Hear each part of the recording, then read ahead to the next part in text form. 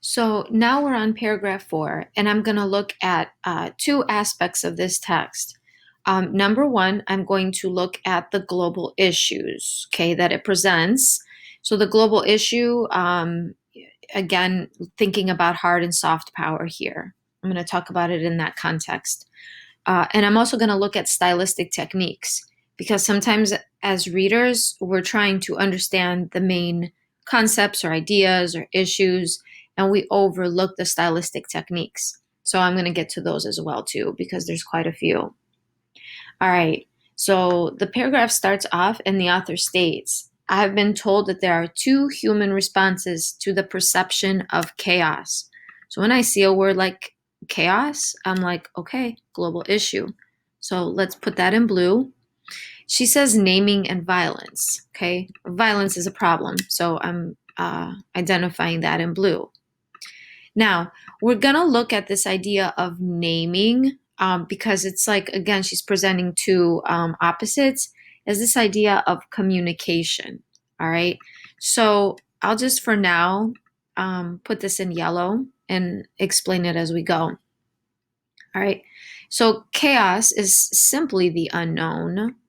Again, whenever I see chaos, obviously that's a problem, right? The naming can be accomplished effortlessly. All right. So this idea of naming, like I said, that might be a kind of a difficult idea for young minds to wrap their heads around. But naming, again, she's talking about it in the context of communication. So she's talking about like kind of redefining things. So new species, star, formula, equation, prognosis. So this is, again, communication. We're going to put this in yellow. Okay. So there's also mapping, charting, and devising proper nouns for unnamed or stripped names of geography, landscape, and population.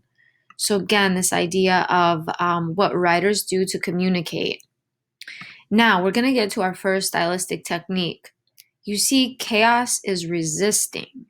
Okay, yes, chaos is a global issue, but again, there's layers of meaning. So we're going to say green, right, for stylistic techniques.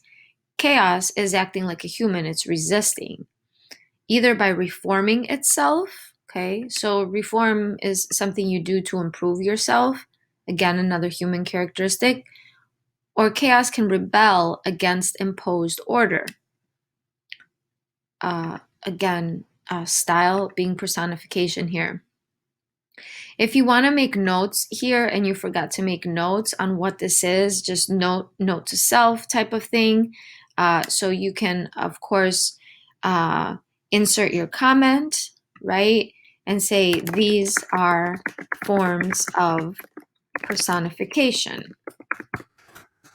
Okay, again, it's if you forgot what personification is, we're going to see it a lot in many types of text. So this is objects, or let's say humans, human characteristics given to objects. So objects behaving like humans given to objects. And that's our definition. So violence is understood to be the most frequent response and most rational when confronting the unknown, right? Back to our idea, our global issue, violence, frequent response.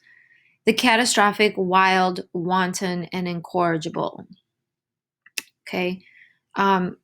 Catastrophic, obviously, like this is a big time global issue. Okay, so again in blue here, identifying that.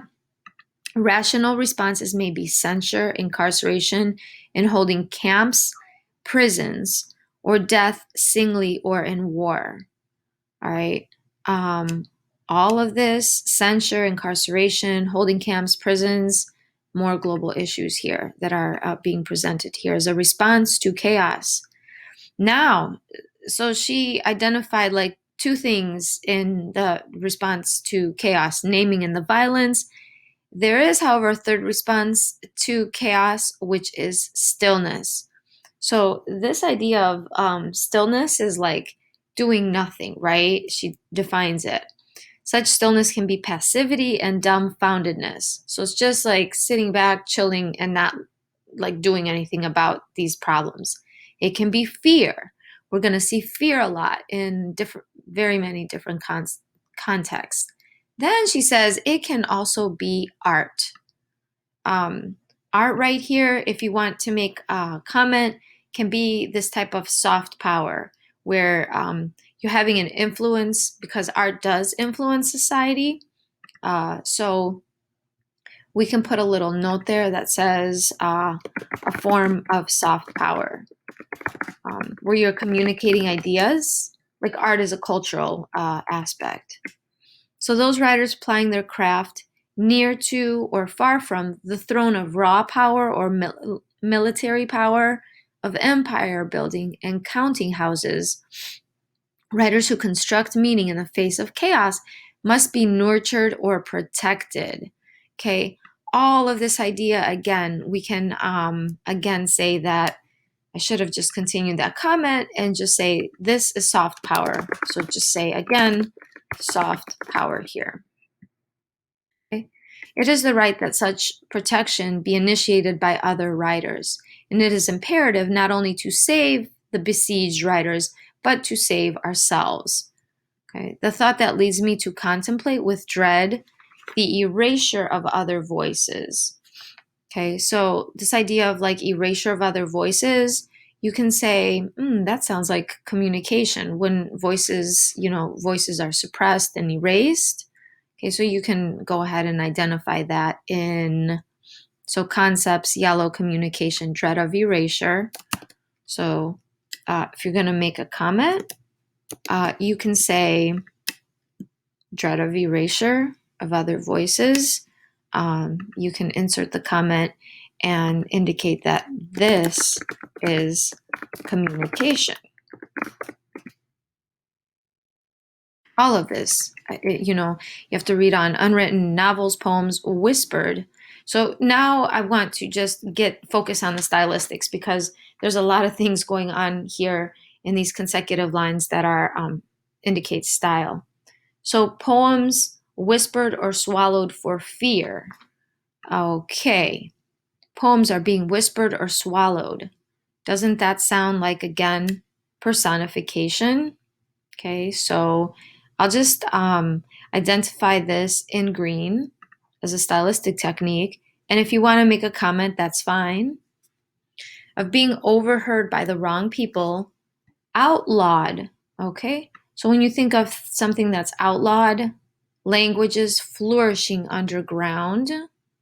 So this again, another use of personification. Essayist questions challenging authority like this hard power that's in conflict, right, with the writers and the culture. Never being posed, unstaged plays, canceled films. That thought is a nightmare. All of these things here, I know I told you to focus on communication, but now I'm like rereading this again, and that could be culture right there. Like here, our culture is in danger because our artists are, suffering.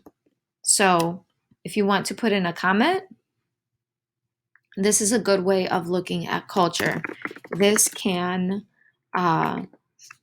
be considered culture, something like that, or however you want to phrase it. All right. So there we go.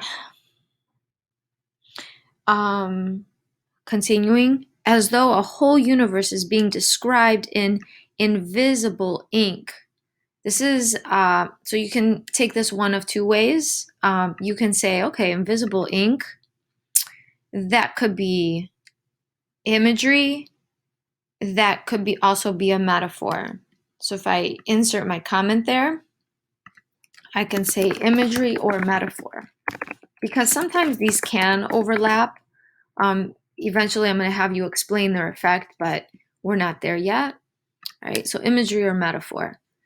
Certain kinds of trauma visited on peoples are so deep, so cruel. So again, trauma, you can highlight this in blue, right? Because this is a global issue. So cruel that unlike money, unlike vengeance, even unlike justice or rights of the goodwill of others, only writers can translate such trauma and turn sorrow into meaning, sharpening the moral imagination. If you sharpen the moral imagination, that to me is like you're influencing others in a positive way, aka soft power. All right. Then finally, she concludes by stating a writer's life and work are not a gift to mankind, they are a necessity. The end. Okay. One thing that I did not point out, that like I didn't even put this on your cheat sheet, is that we have this type of repetition. You see words like, when you see words repeated like this, um, it's to create an effect on the reader's mind. The word unlike, unlike, and unlike. Okay, so you know what? Let's just go in and unlike money, unlike vengeance, and unlike justice or rights. Okay, so repetition, again, very powerful technique. There's types of repetition too. So if you want to make a note into your comments um, and indicate this is a type of repetition. So repetition gets like classified into different categories. Um, this is a type of repetition known as, so the fancy stylistic name for this is anaphora. Just write that down. You don't need to know that like right now. We're gonna like go deeper into types of repetition, especially when we get to the speech unit. Okay, so just write it down now. If you forget it, it's okay. All right. So that concludes the analysis of paragraph 4. Thank you for listening.